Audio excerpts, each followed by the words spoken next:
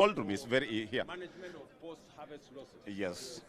Yes. So this market serves about 300 to 400 traders on a daily basis, but it actually peaks on Saturday, which is the market day. Yes, and it draws traders from the neighboring Likuyani constituency in Kakamega, Kimilili in Bungoma, and even the neighboring Trans Nzoia.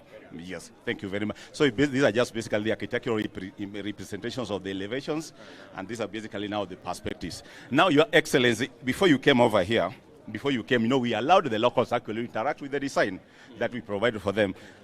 We are in a region where people speak from the bottom of their heart.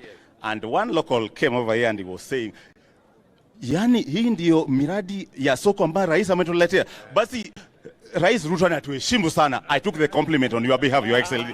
Thank you very much for bringing honor to Mama Mboga in Tongaren. Thank you.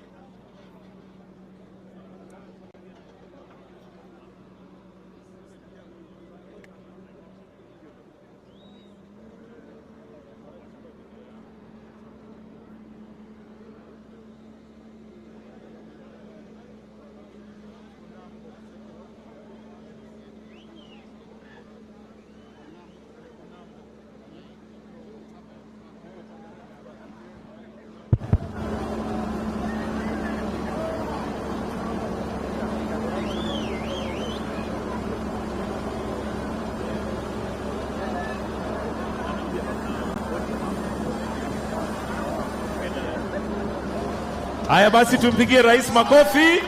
Tunaona ya kwamba kweli soko ipo.